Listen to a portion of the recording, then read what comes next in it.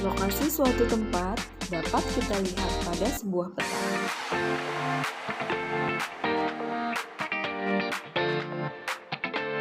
Peta adalah gambaran permukaan bumi pada suatu bidang datar dan diperkecil dengan menggunakan skala. Bangsa Babilonia membuat peta pertama sekitar 2300 sebelum Masehi. Setelah memahami pengertian peta, kalian harus mampu membaca peta agar dapat memperoleh berbagai informasi yang dibutuhkan. Bagaimanakah memperoleh informasi pada sebuah peta? Mari kita identifikasi unsur-unsur atau komponen penyusun peta. Perhatikan peta wilayah Indonesia berikut.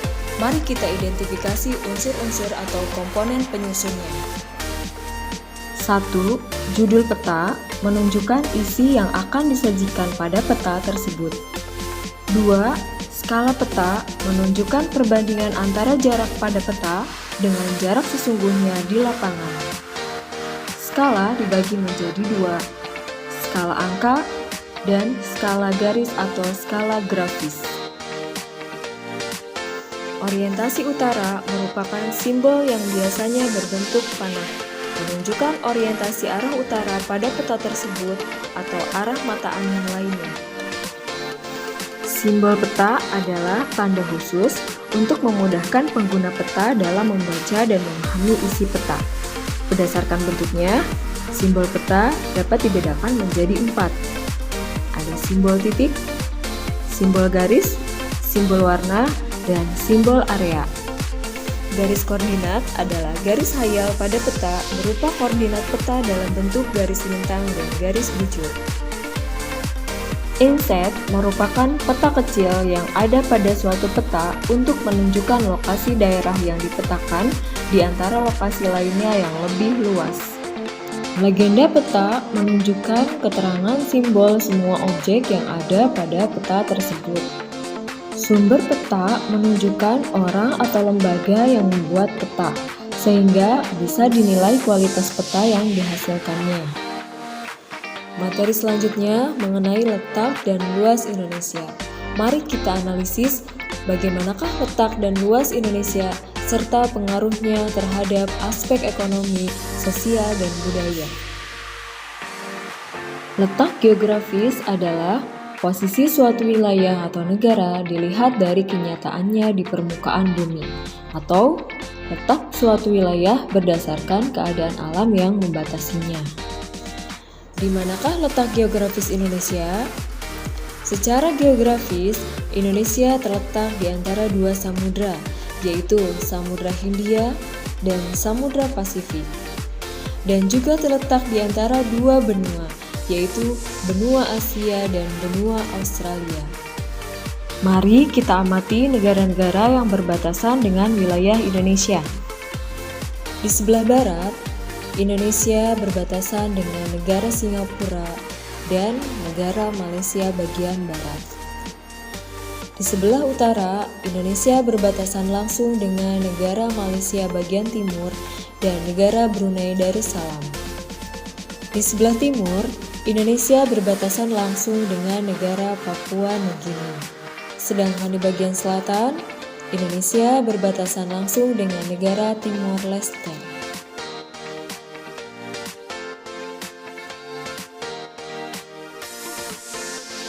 Secara fisik, Indonesia dipengaruhi oleh angin musim, yaitu angin musim barat dan angin musim timur.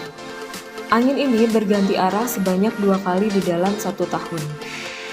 Angin muson barat mengakibatkan wilayah Indonesia mengalami musim penghujan, sedangkan angin musim timur mengakibatkan Indonesia mengalami musim panas atau kemarau.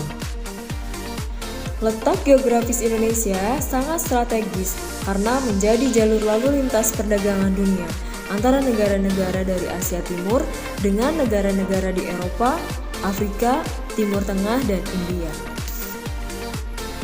Karena menjadi jalur lalu lintas pelayaran dan perdagangan dunia, bangsa Indonesia telah lama menjalin interaksi sosial dengan bangsa lain.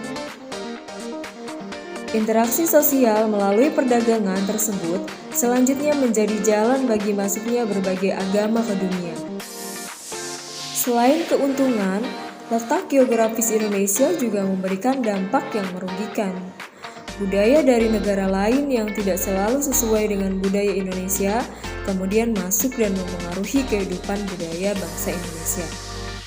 Indonesia juga rentan terhadap masuknya barang-barang terlarang yang diselundupkan seperti senjata api dan narkoba. Letak astronomis adalah letak suatu wilayah atau negara berdasarkan garis lintang dan garis bujur. Di manakah letak astronomis Indonesia? Secara astronomis, Indonesia terletak di antara 6 derajat lintang utara sampai 11 derajat lintang selatan dan terletak di antara 95 derajat bujur timur sampai 141 derajat bujur timur. Pengaruh letak astronomis bagi Indonesia berdasarkan garis bujur, Indonesia memiliki 3 pembagian waktu, yaitu waktu Indonesia bagian barat, waktu Indonesia bagian tengah, dan waktu Indonesia bagian timur. Pengaruh berdasarkan garis lintang, Indonesia termasuk ke dalam wilayah tropis. Oleh karena itu, Indonesia memiliki curah hujan yang tinggi, mempunyai hutan hujan tropis, mendapatkan penyinaran matahari sepanjang tahun, dan menyebabkan kelembaban udara yang cukup tinggi. Letak geologis adalah letak suatu wilayah yang dilihat dari aspek geologi, keadaan batuan, dan jalur pegunungan. Bagaimanakah letak geologis Indonesia? Secara geologis, Indonesia dilalui oleh 2 rangkaian pegunungan besar dunia, yaitu rangkaian Sirkum Mediterania di bagian barat dan Sirkum Pasifik di bagian tengah, sehingga Indonesia banyak terdapat gunung berapi.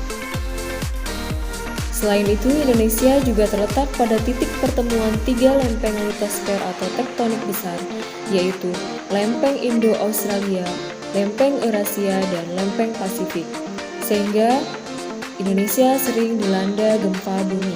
Dan juga Indonesia terletak pada 3 daerah dangkalan, yaitu dangkalan Sunda, dangkalan Sahul, dan daerah lautan pertengahan Australia Asiatis.